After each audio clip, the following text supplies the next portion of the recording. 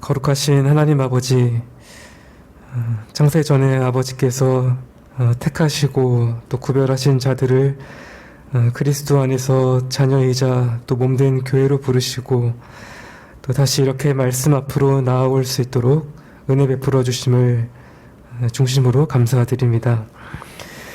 이 시간 우리가 그 복된 구원의 은혜를 깊이 생각하면서 참 기도 가운데 하나님의 긍휼과 자비를 구하고자 합니다.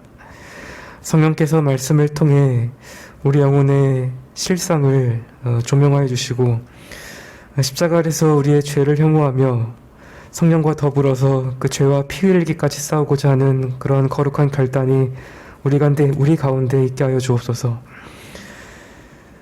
날마다 커져가는 이 죄의 이 세력 앞에 때로는 좌절하고 또 낙심해서 우리가 거의 믿음이 없는 것처럼 여겨질 때도 있어오나 그때마다 세상의 즐거움을 찾는 것이 아니라 하나님 앞에서 씨름하게 하시고 또 여전히 우리를 붙드시고 또 변함없이 사랑하시는 주님 앞에서 좀 냉랭하고 완악한 우리의 심령이 깨어지는 그런 역사가 있게 하여 주옵소서.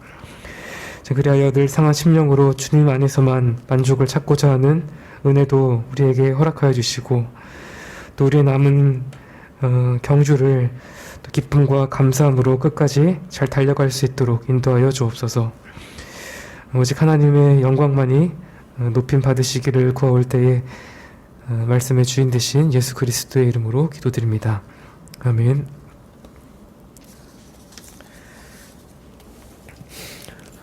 네, 하나님 말씀 빌립보서 1장 27절부터 30절까지 말씀을 보도록 하겠습니다. 네, 빌립보서 1장 27절부터 30절까지 말씀입니다.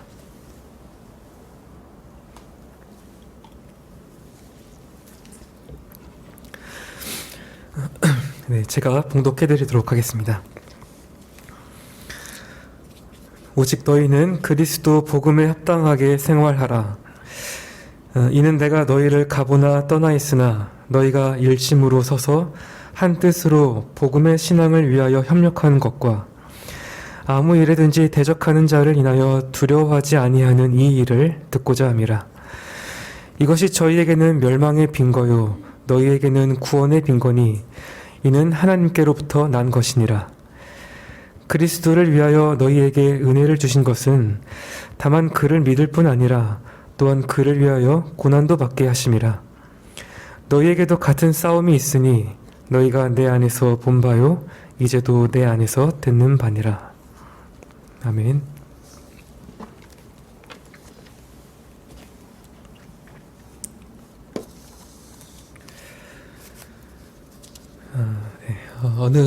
어느 시대에나 우리 이제 그리스도인들이 겪는 이 공통된 문제가 있습니다.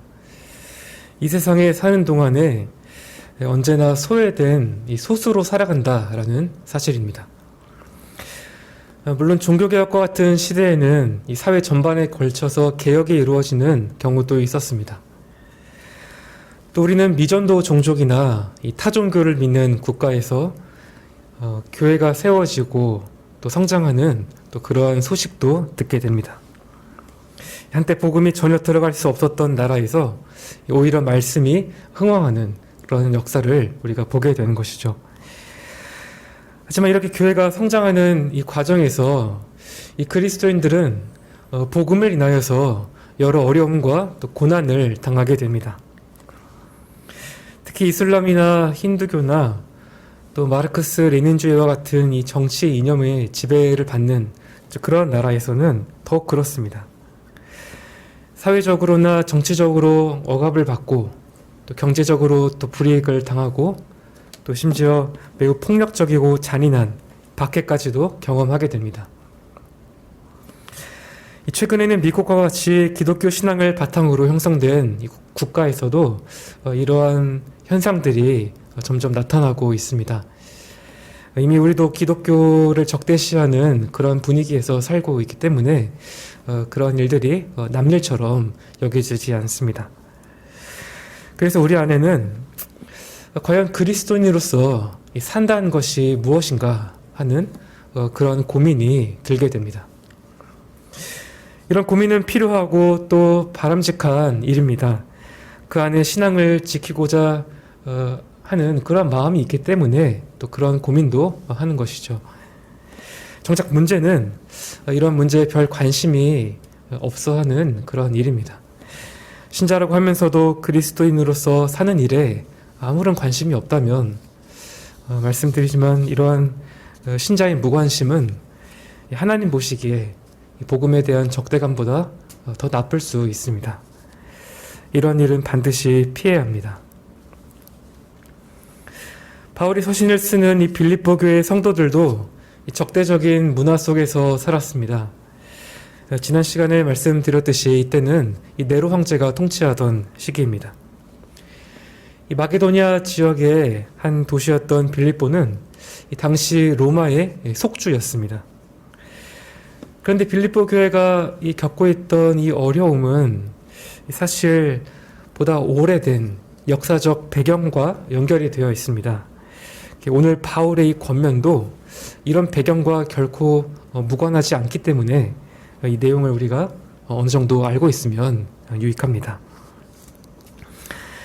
빌립보는 이 주전 360년경에 이 알렉산더 대왕의 아버지인 이 마게도냐의 빌립 2세가 세운 도시입니다. 빌립은 이 빌립보에 애착을 가졌습니다. 이곳이 환경적으로나 전략적으로 좋은 이 도시의 조건을 갖추고 있었기 때문입니다. 나중에 이 빌립보는 이 마게도냐가 전쟁에 패하면서 이 로마의 수중에 넘어갑니다. 이 주전 44년이 되면 우리에게 시적으로 잘 알려진 이 율리우스 카이사르가 죽으면서 이 로마 안에서 이 권력 다툼이 일어나게 되는데 여기서 옥타비아누스와 이 안토니우스가 패권을 장악하게 됩니다. 이때 안토니우스는 빌립보에 자신의 퇴역 군인들 일부를 정착시켰습니다. 그 후에도 내전이 이제 계속되는데 이번에는 옥타비아누스가 이 안토니우스를 제거하고 자신이 직접 이 황제의 자리에 올라섭니다. 그가 바로 로마 제국의 이 초대 황제인 아우구스투스입니다. 이 아우구스투스도 빌립보를 좋게 여겼습니다. 그래서 이곳을 로마의 직할 도시로 정했고 더 많은 이주민들을 보내서 이곳에 자신의 그 퇴역 군인들이 정착하도록 했습니다. 이처럼 이 빌립보는 이 로마의 직할 도시가 되면서 더욱 크게 번성했습니다. 이 본국인 로마와 거의 다를 바가 없었죠. 그러면서 빌립보 시민들은 이 대단한 특혜를 누리기 시작합니다. 이들은 로마 시민과 이 동등한 법적 지위를 누렸습니다. 로마 시민처럼 면세권이 있었고 또 항소권도 갖고 있었는데 이 재판을 받기 전에는 태형을 받지 않을 그런 권리가 있었습니다. 또 실형이 선고되어도 이것을 불복하고 또 직접 항소할 수 있는 권리도 있었습니다. 이전에 바울이 매를 맞고 자신이 로마 시민이라고 말을 했을 때 그 감옥 간수가 당황했던 이유도 바로 이런 이유 때문입니다. 사실 로마는 영토 내에서 태어났다라고 해도 모든 시민에게 자동적으로 시민권을 부여하지는 않았습니다. 이 시민권은 로마 시민인 부모에게서 태어나거나 또 로마에 충성된 자들, 또 퇴역 군인들에게 주는 그러한 담례였습니다. 그러니 한번 생각해 보시기 바랍니다. 이 빌립보 시민들이 이런 특권을 얼마나 자랑스럽게 여겼을지 말입니다. 이들은 강한 특권 의식을 가지고 자연스럽게 로마에 충성했습니다. 로마의 문화와 정신을 자랑스럽게 생각했고 또 이런 충성은 황제 숭배까지 이어집니다. 자, 그런데 바로 이런 곳에 가서 바울이 이제 복음을 전한 것입니다. 그들에게 그리스도를 구주로 믿고 그분만 섬기라고 하는 이 복음의 메시지를 전했습니다. 이런 말은 빌립보 사람들에게 이 반역행위와 다를 바가 없습니다. 가이사 외에 또 다른 주를 섬기는 일은 결코 있을 수 없는 일입니다. 하지만 하나님께서 루디아의 마음을 여셨고 빌립보 교회의 기초를 세우셨습니다. 참으로 하나님의 주권적이고 은혜로운 역사입니다. 그러나 동시에 이 일은 이 빌립보 교회의 험난한 이 출발이기도 했습니다. 바울과 실라가 이 빌립보에 와서 한 여종에게 들린 점치는 종을 쫓아낸 그런 사건이 있었죠. 그 여종의 주인이 이 바울 일행을 붙잡아서 지도자들에게 끌고 갑니다. 자신의 수익이 끊어졌기 때문입니다. 이때 이 주인이 한 말이 무엇입니까? 이 사람들이 로마인인 우리가 받아들이거나 행하는 것에 옳지 않은 관습을 행한다. 이 로마 시민의 자부심이 아주 잘 묻어나는 표현입니다. 이 말을 들은 주위 사람들은 순식간에 폭도로 변했고, 이 치안 관리들은 이 소란을 진압하기 위해서 바울과 실라를 구타하고 투옥하라고 명령했습니다. 이 충돌은 앞으로 이 빌립보 교회에 닥쳐올 이 싸움의 예고편입니다. 실제로 바울이 떠난 후에도 이러한 반대가 줄어들지 않았는데 10년쯤 지난 후에 바울이 이 빌립보 서신을 쓸 때에 오늘 본문 28절 말씀처럼 이 빌립보 교회에는 어떤 무리들이 이 교회를 위협하고 있었습니다. 우리가 이 대적자들이 누구인지 정체를 정확히 알기는 어렵습니다. 3장에서 바울이 유대주의자들을 경계하라고 얘기를 하고 있기 때문에 같은 무리일지도 모릅니다. 당시 유대인들은 이방 지역에서 이 교회를 공격할 때 이 로마 제국의 권세자들의 힘을 빌려서 교회를 공격했습니다. 우리가 사도행전 17장에 나오는 이 데살로니가 유대인들이 바로 이런 모습을 잘 보여줍니다.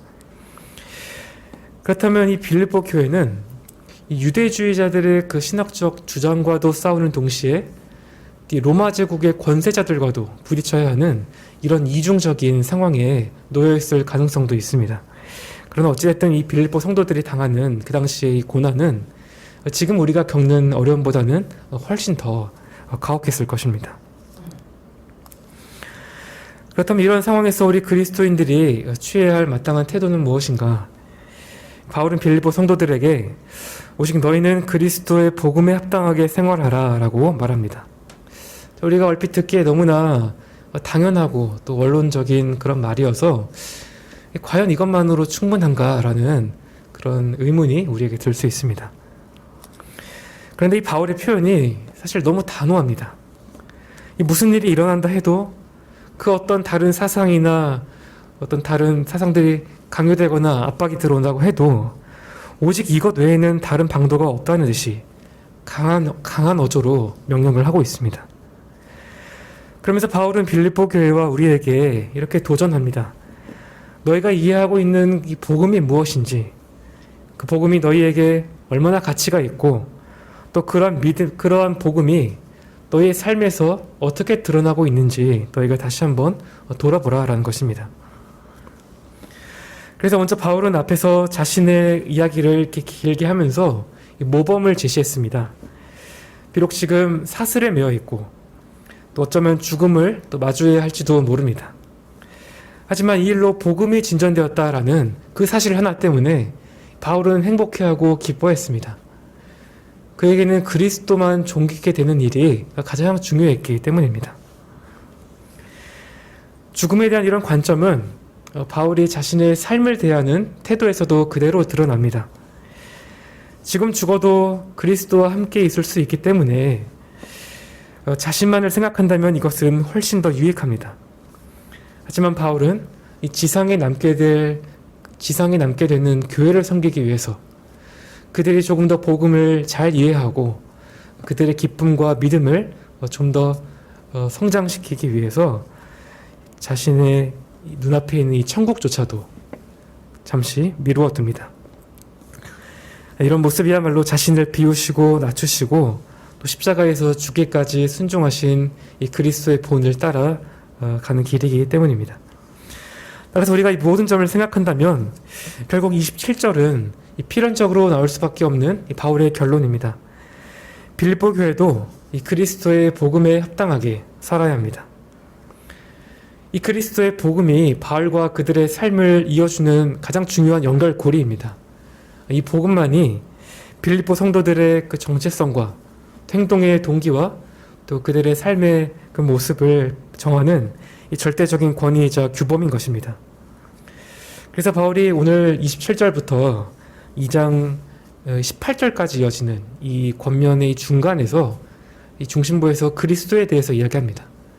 그리스도께서 어떤 분이시고 또 어떤 일을 하셨는지 또 그분의 인격과 사역에 대해서 이야기합니다. 오늘 본문은 2장 4절까지 연합이라는 하나의 주제로 묶어볼 수 있습니다. 먼저 오늘 이 본문에서는 외부에서 오는 이 박해에 대해서 너희가 연합하라 라는 것을 권면합니다. 그리고 2장 1절부터 4절에서는 이 빌립보 교회 그 안에서 이미 발생한 그 분열의 위험에 굴복하지 않을 것을 촉구하고 있습니다. 네, 그럼 이제 27절부터 30절 이 부분을 한번 살펴보도록 하겠습니다. 오직 너희는 그리스도 복음에 합당하게 생활하라. 바울이 이제 본격적으로 권면을 하기 시작하면서 아까 앞서 말씀드렸던 그 시민권의 개념을 가져옵니다. 여기 말씀에 이 생활하라라는 이 동사는 이 도시를 의미하는 단어에서 가져왔습니다. 이 도시 시민으로서 성실하게 의무를 감당해야 한다라는 이제 그런 의미입니다. 바울은 3장 20절에서도 오직 우리의 시민권은 하늘에 있다라고 다시 같은 개념을 강조합니다. 이렇게 바울이 어떤 시민의 이미지를 사용하는 것은 분명 의도적으로 보입니다. 이 빌립보에는 다수의 이 퇴역 군인들과 또 로마 이 시민권을 가지고 있는 사람들이 많이 살고 있었습니다. 이들은 로마 시민으로서 누릴 수 있는 특권과 의무가 무엇인지 잘 알았습니다. 아마 빌립보 교회가 안에서도 이 로마 시민권을 가지고 있다는 그 자부심을 가진 자들이 있었을 것입니다. 이 요점은 로마 시민이든 아니든 이 빌립보에 사는 이 모든 사람들은 이 로마 시민권이 무엇인지 그 의미를 잘 알고 있었다는 사실입니다. 따라서 바울은 이러한 시민적 자부심에 호소하면서 이렇게 권면하는 것이죠. 너희가 로마 시민이 가지는 그 자부심과 그 책임감을 너희가 알고 있지 않느냐. 하지만 너희는 하늘의 시민이라는 사실을 가장 중요하게 생각하고 늘 명심해야 한다. 그리고 그리스도의 복음에 합당하게 그 시민권을 행사하면서 살아야 한다. 우리가 지금 이 말을 하고 있는 이 바울 역시 로마의 시민권을 가진 사람이라는 것을 생각해야 합니다. 자신도 로마 시민이면서 지금 이 시민권을 이 복음 선교를 위한 도구로 사용하고 있습니다. 그만큼 바울에게는 이 하늘의 시민이라는 정체성과 또 그러한 시민으로서 살아가는 그 일이 가장 영광스럽고 또 중요했습니다. 여기서 바울의 강조점은 적어도 두 가지입니다. 첫째로 우리는 자신이 하늘에 속해 있다는 그 하늘에 속해 있는 시민이라는 그 의식을 항상 새롭게 해야 합니다. 한 일화가 있습니다.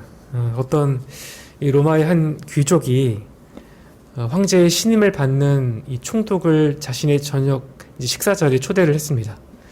근데 한 여자 그 노예가 이 음식을 나르다가 값비싼 이 도자기 병을 깨뜨리고 말았습니다. 그래서 주인이 너무 화가 나서 그 여자 노예를 악어의 밥으로 던지라고 명령을 합니다.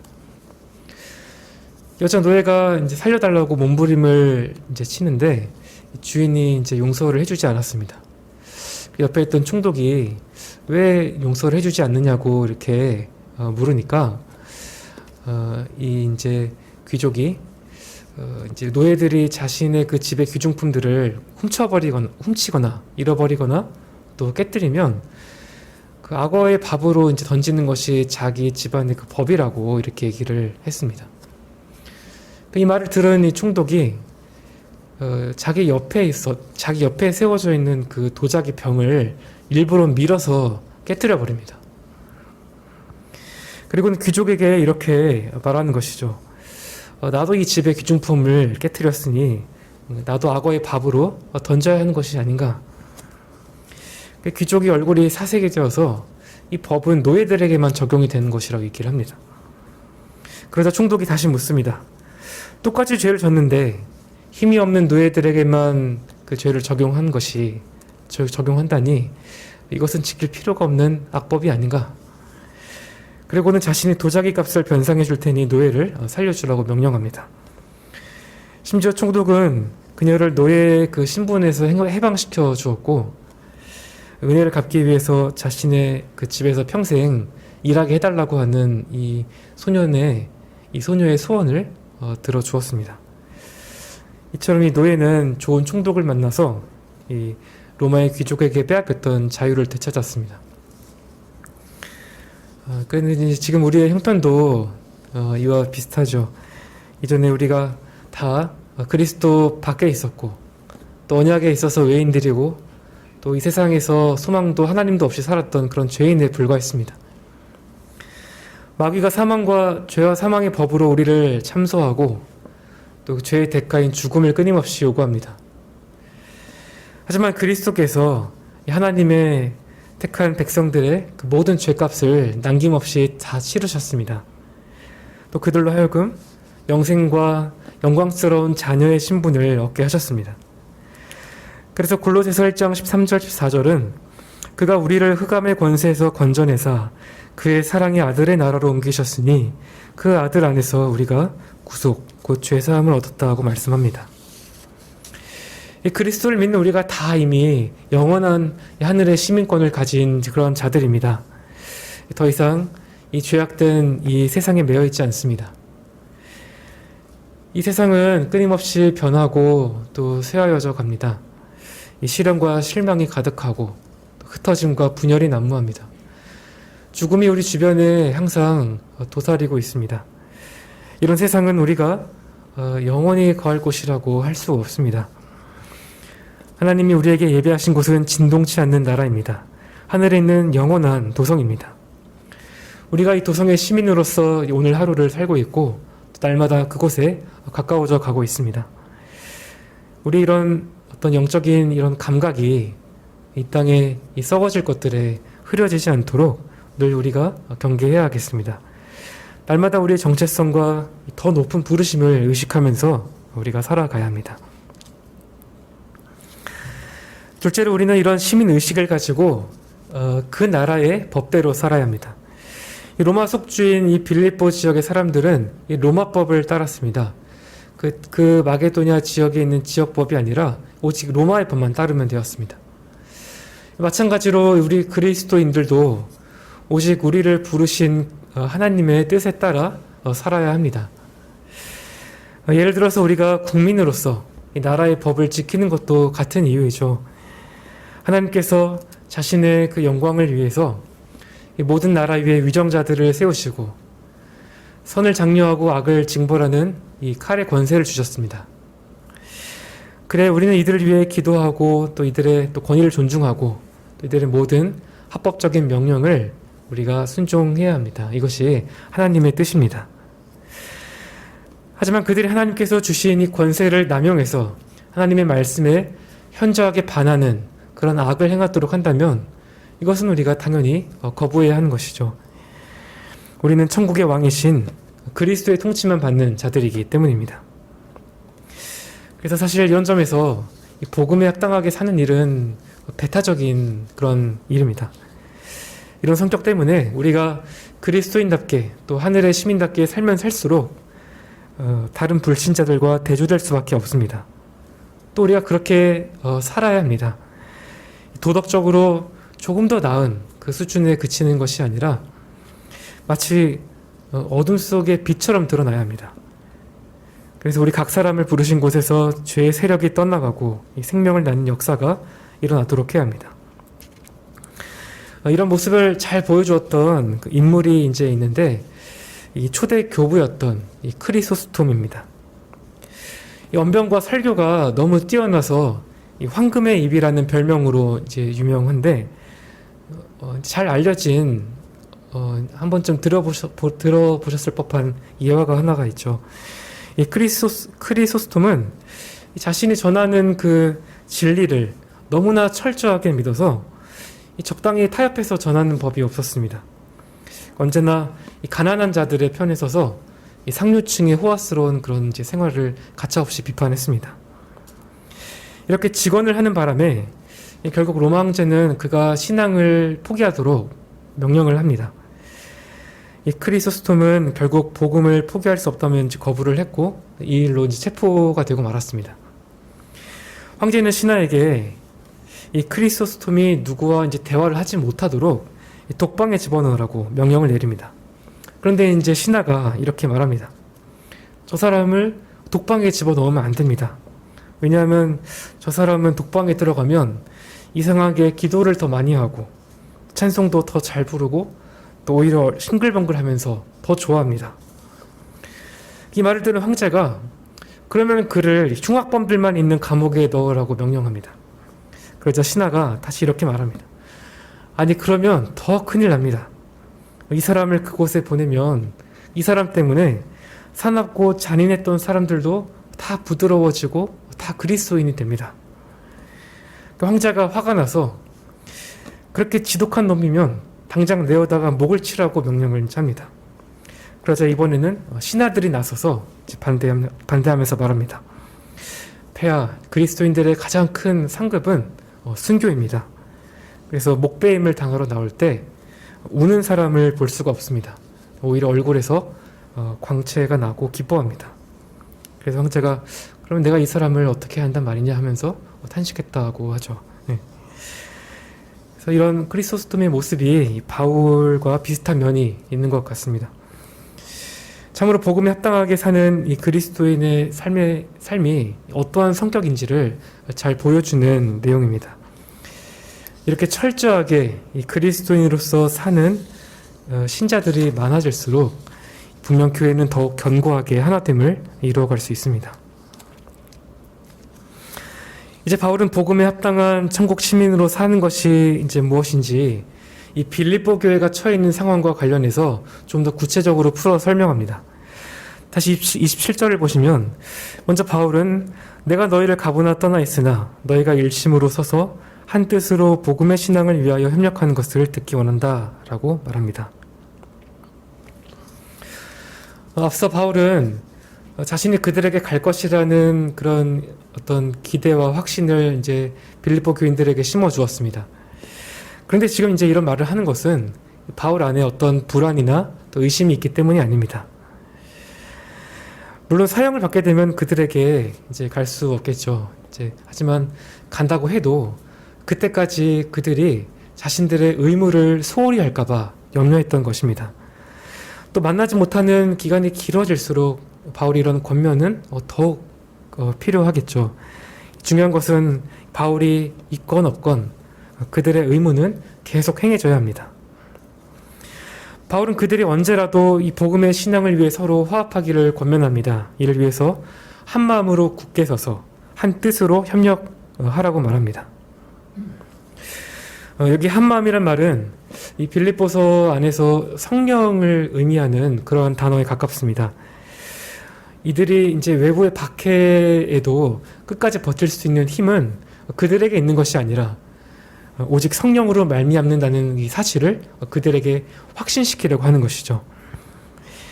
그런데 성령께서는 우리를 이렇게 이끄실 때에 결코 이 말씀과 분리되는 방식으로 일하시지 않습니다. 성령께서는 진리의 영이십니다. 물론 초자연적이고 주권적으로 이제 역사하시는 경우가 분명 있습니다. 하지만 성령께서는 주로 이 말씀을 적용하셔서 우리 내면의 의지를 새롭게 하는 그런 방식으로 일하십니다. 그래서 우리는 이 바울이 말했듯이 이 한 마음뿐만 아니라 이 한 뜻 안에 우리 마음을 고정시키는 일도 잘 해야 합니다. 여기 한 뜻은 이 어떤 시험이 와도 교회가 흔들리지 않도록 묶어주는 어떤 하나의 원리를 말합니다. 즉 그리스도의 이 복음의 진리와 이 사도적 교훈을 교회 안에서 잘 가르치고 또 배워야 합니다. 또 이들의 이런 교훈을 잘 계승한 우리 신앙의 선진들을 우리가 본받아야 합니다. 이런 일이 없이 그저 마음만 하나가 된다거나, 반대로 또 마음은 하나가 안 돼 있는데 이런 가르침만 교회에서 강조를 한다면 신비주의나 어떤 형식주의에 빠질 수 있습니다. 균형을 잃고 마는 것이죠. 그리스도의 교회는 언제나 이 동일한 이 진리 위에서 한 마음으로 복음의 신앙을 위해서 협력해야 합니다. 한 성령 안에서 우리의 마음과 뜻이 또 우리의 이 실천이 아름답게 이제 조화를 이루어야 하는 것입니다. 제 생각에 오늘날 이 한국교회의 어떤 이 약점 중에 이제 하나는 아마 이제 복음에 대한 이 피상적인 이해인 것 같습니다. 우리가 사실 코로나 사태를 이제 겪으면서 어떤 면에서 이 교회 현주소가 적나라하게 드러난 부분이 있죠. 이렇게 급변하는 현실에 이제 교회가 대처를 이제 잘 하기 위해서 여러 이제 실천적인 방안들을 논의합니다. 하지만 이런 것들이 그저 어떤 이 대사회적 이미지를 개선하기 위한 이제 그런 노력에 불과하다면 이것은 분명 잘못된 것입니다. 왜냐하면 성경은 항상 이 행위보다 이 원리를 항상 앞세우기 때문입니다. 겉으로 드러나는 열매는 결국 뿌리의 상태에 달려 있습니다. 마찬가지로 우리 복음에 대한 어떤 이해가 얕거나 또 왜곡되어 있다면 아무리 겉모습이 좋아 보여도 교회는 낮은 수준에 머물거나 또 능력이 나타나지 않을 수 있습니다. 이런 상황에서 이 복음을 대적하는 이 세상의 어떤 정신과 또 지식과 철학이 이 교회를 휘저어 놓으면 상황은 더욱 이제 심각해집니다. 이미 이제 그런 단계까지 왔다는 것들이면 사실입니다. 따라서 이제 교회 안에서는 이 복음에 대한 어떤 체계적이고 지속적인 가르침이 선행되어야 합니다. 그리고 이 복음을 가장 잘 드러낼 수 있는 방식이 무엇인지를 고민하면서 우리의 모든 일들을 해나가야 합니다.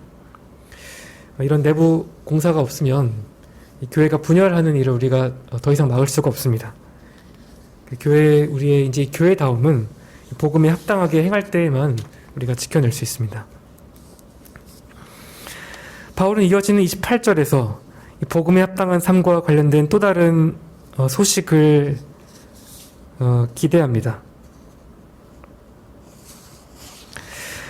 바로 빌립보 교회가 어떤 일에도 대적자들 때문에 두려워하지 않는 그 모습입니다. 여기 9절에서 이 두려워하다라는 이 동사는 여기 신약 성경에서 여기만 등장하는 특이한 이 단어입니다. 이 고대 이제 문헌에서 이 말이 우리가 타고 다니는 그 말이 이 무언가를 보고 놀라서 이 앞다리를 이렇게 드는 그런 이제 모습을 표현할 때 쓰는 단어라고 합니다. 그 말이 이런 동작을 취하는 것은 보통 이 대상을 정확하게 이제 보지 못하고 어떤 필요 이상으로 겁을 먹었기 때문이죠. 마찬가지로 이 그리스도인들도 원수를 이제 제대로 알지 못하거나 그 힘을 과장하여 생기면 두려워하기 쉽습니다.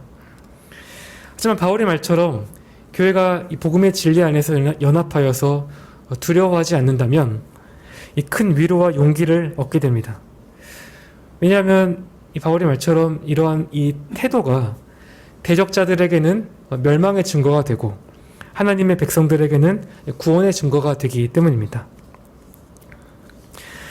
먼저 대적자들의 경우를 보면 이 복음에 대한 이 빌립보 교회의 이 헌신은 그들이 보기에 멸망으로 가는 이 지름길이 맞습니다. 그들이 보기에 이 로마의 식민지에서 가이사가 아닌 그리스도를 주로 고백한다라는 이 일은 결국 죽음을 자초하는 일입니다. 그러나 성경은 정반대의 실상을 말씀합니다. 데살로니가 후서 1장 8절 9절 말씀은 장차 그리스도께서 다시 오실 때에 하나님을 알지 못하는 자들과 복음에 순종하지 않는 자들에게 불꽃 가운데 영원한 멸망의 형벌을 내리실 것이라고 말씀합니다. 이처럼 대적자들의 그 운명이 이미 결정되어 있기 때문에 우리가 더 이상 그들을 두려워할 필요가 없는 것입니다. 또 주님께서도 우리가 대적들을 두려워하지 말아야 할 그 이유에 대해서 분명하게 말씀하십니다. 몸을 죽이고 그 후에는 능히 더 못하는 자들을 두려워하지 말라. 마땅히 두려워할 자를 내가 너희에게 보이리니 곧 죽인 후에 또한 지옥에 던져 넣는 권세 있는 그를 두려워하라. 내가 참으로 너희에게 이르노니 그를 두려워하라. 참으로 이 문자 그대로 받기가 쉽지 않은, 참 어떤 면에서 놀라운 그런 말씀입니다. 이 대적들이 어떤 원수 마귀라도 어떤 수단을 사용하든지 간에 절대로 우리의 영혼을 건드리지 못한다고 말씀합니다. 절대 우리 영혼을 해하거나 또 멸하지 못합니다. 우리가 이 약속의 말씀을 굳게 붙잡는다면 이전보다 더욱 담대하게 세상과의 이 싸움에 우리가 나설 수 있습니다. 한편 이 하나님의 백성들에게 이 복음에 헌신하는 이 태도는 멸망이 아니라 구원의 증거가 됩니다.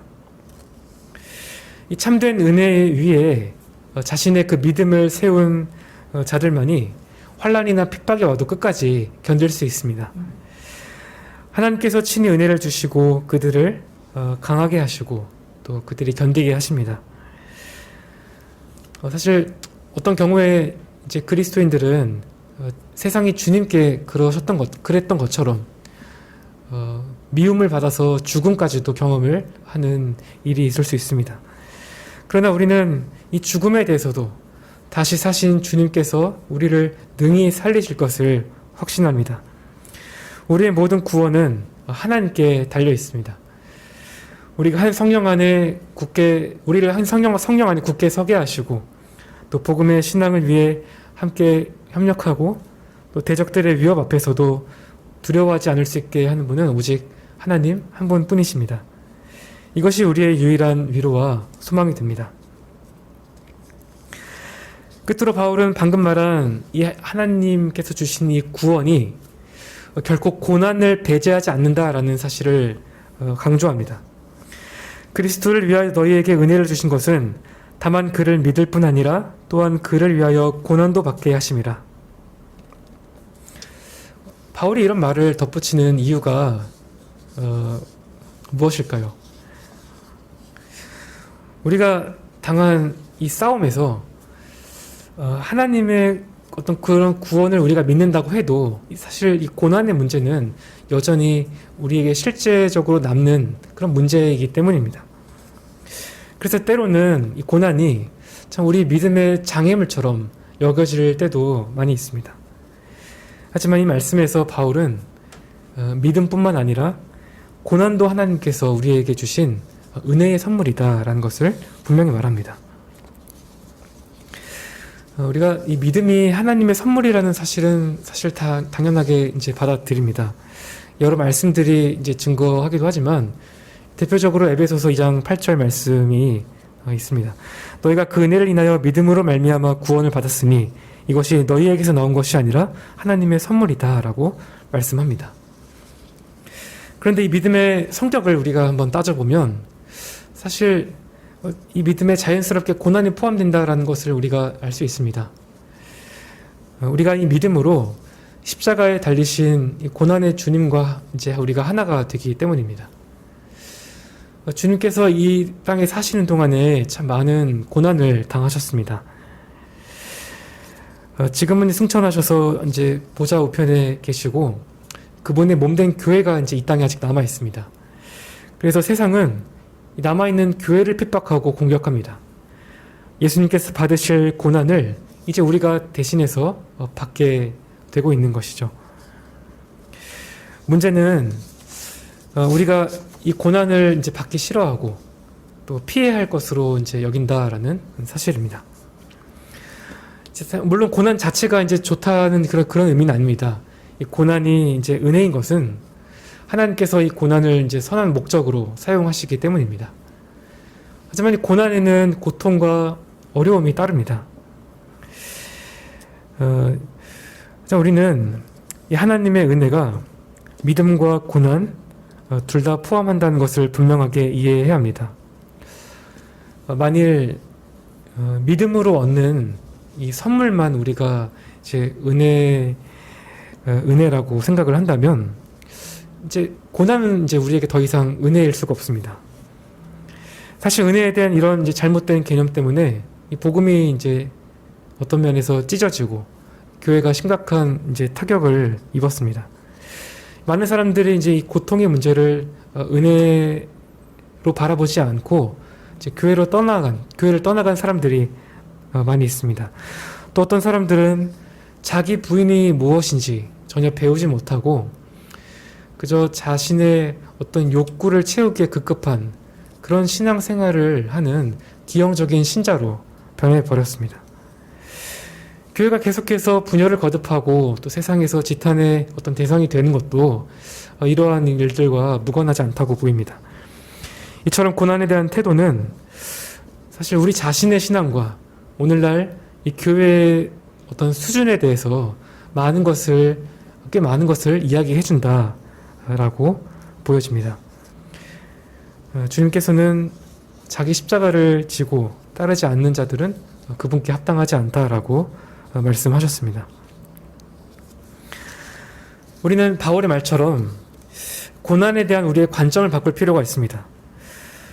고난은 피할 수 없다라는 것뿐만 아니라 이것이 우리를 향한 하나님의 은혜의 증거라는 점을 받아들이는 때까지 나아가야 합니다. 그렇다면 이제 한 가지 질문이 남은 것이죠. 고난이 우리에게 은혜인 이유는 무엇입니까? 성경은 이 주제를 여러 각도로 이제 다루는데 그 중에 시편 119편 저자도 이 사실을 깨달았습니다. 119편 71절에서 우리가 이제 잘 아는 구절인데 고난당한 것이 내게 유익이라 라고 말씀합니다. 고난 속에 하나님의 선한 목적이 있었다고 확신을 했고 자신에게도 그것이 유익하다고 믿었습니다. 그가 사실 이런 깨달음을 결코 쉽게 얻은 것이 아닙니다. 이 92절에 가면 주의 법이 나의 즐거움이 되지 않았다면 내가 내 고난 중에서 멸망했을 것이라고 말하기 때문입니다. 하지만 결국에 시편 저자가 이 고난의 터널을 이렇게 뚫고 중요한 몇 가지 교훈을 배웠습니다. 71절을 보면 내가 주의 율례를 배우게 되었다라고 말합니다. 이 주의 율례는 하나님께서 우리의 열매 맺는 어떤 삶을 위한 주께서 정하신 그런 원칙들입니다. 머리로만 알던 그런 말씀의 능력이 이 고난을 통해서 실제로 무엇인지를 이제 경험하게 된 것입니다. 그래서 마틴 루터도 이 고통은 그리스도인의 신학자다라는 말을 남겼습니다. 이렇게 고난은 우리가 다른 방식으로는 배울 수 없는 것들을 우리에게 가르쳐 줍니다. 예를 들어서 고난은 우리에게 정말로 중요한 것이 무엇인가라는 것을 정말로 중요한 것들에 우리의 관심을 집중시킵니다. 무엇보다 주님을 향한 우리의 그 마음을 회복시켜줍니다. 또한 고난은 우리가 하나님의 자녀로 변하기를 원하시는 그 하나님의 마음이 얼마나 간절한지를 알려주고 또 우리가 얼마나 하나님을 의지해야 하는 자들인지 또 우리를 향한 하나님의 그런 계획이 또 우리의 생각보다 훨씬 더 좋다라는 사실을 알려줍니다. 우리에게 비교적 친숙한 작가인 C.S. 루이스는 이 순전한 기독교에서 이제 이 점을 아주 멋있게 이제 표현을 했는데 제가 글이 인상적이어서 인용한 이제 부분을 한번 그대로 읽어보겠습니다. 당신 자신을 이 살아있는 집이라고 상상해보라. 하나님이 그 집을 다시 짓기 위해 오신다. 처음에는 하나님이 하시는 일이 이해가 간다. 하나님은 배수관을 고치고 지붕이 새는 곳을 막는 식으로 이런저런 작업을 하신다. 한눈에 봐도 꼭 필요한 작업이다. 그런데 갑자기 하나님이 심할 정도로 집을 두드리신다. 상식적으로 이해가 가지 않는다. 도대체 뭘 하시는 건가? 알고 보니 하나님은 당신이 처음 생각했던 것과 전혀 다른 집을 짓고 계신다. 한쪽에 벽을 세우고 한쪽에는 바닥을 추가로 까신다. 탑도 세우고 안뜰도 조성하신다. 이럴 수가. 당신이 작지만 근사한 오두막집으로 지음을 받을 줄 알았는데 웬걸 하나님은 궁전을 짓고 계신다. 하나님이 직접 들어와 사실 궁전을. 네. 이 내용입니다. 하나님께서는 우리를 변화시키기 위해서 어떠한 일이라도 하실 수 있는 분이십니다. 이 하나님의 의지가 그리스도의 십자가에 나타나 있습니다. 하나님은 우리가 그리스도를 더욱 닮은 자들이 되기를 바라십니다. 물론 우리에게 이 과정이 쉽지 않습니다. 그래서 우리가 적당히 타협하고 체념하며 살기가 쉽습니다. 하지만 우리가 이 고난을 통과해서 어느 지점까지 가지 않으면 알 수 없는 그 은혜의 깊이가 있습니다. 그리고 우리가 이 사실을 깨달아가는 이 과정에서 하나님의 은혜가 우리에게 항상 충분하다라는 그 사실을 우리가 진정으로 발견하게 됩니다. 그리스도 안에서 우리에게 필요한 모든 것들을 아낌없이 다 내어주신 그 하나님의 사랑을 우리가 완전히 새롭게 경험하게 되는 것입니다. 그러면 우리는 고난 중에도 기뻐하는 법을 배울 수 있습니다. 고난을 다 덮고도 남을 만큼 하나님의 능력과 그 은혜가 우리 안에서 온전해지기 때문입니다. 복음에 합당한 삶이란 이처럼 이 그리스도인들이 고난을 감수하고서라도 신자의 그 영광된 특권과 책임을 증언하는 그러한 어떤 인생입니다. 우리가 이 사실을 잊지 않고 또 서로 협력해서 교회의 다움을 드러내야 하겠습니다. 그래서 어두운 지금의 현실을 교회가 밝히고 어느 때라도 하나님의 영광을 드러내는 우리 모두가 될 수 있도록 하나님께서 은혜 주시기를 소망합니다. 네, 함께 기도하겠습니다.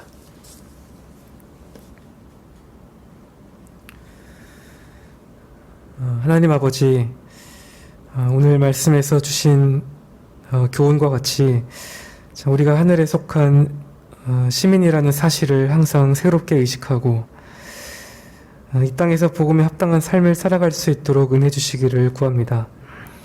우리의 교회 현실도 참 안팎으로 어지러운 이때에 복음의 신앙을 위하여 성령 안에서 연합하는 아름다운 그런 역사가 우리 가운데 있게 하시고 참 고난의 때에도 우리가 기꺼이 고난을 감수하며 하나님의 넉넉한 그 사랑과 또 은혜 가운데 우리에게 주어진 부르심을 잘 감당할 수 있도록 인도하여 주옵소서. 살아계신 우리 구주 예수 그리스도의 이름으로 기도드립니다. 아멘. 하늘에 계신 우리 아버지여, 이름이 거룩히 여김을 받으시오며 나라에 임하옵시며 뜻이 하늘에서 이룬 것 같이 땅에서도 이루어지이다. 오늘날 우리에게 일용할 양식을 주옵시고 우리가 우리에게 죄 지은 자를 사하여 준 것 같이 우리의 죄를 사하여 주옵시고 우리를 시험에 들게 하지 마옵시고 다만 악에서 구하옵소서. 대개 나라와 권세와 영광이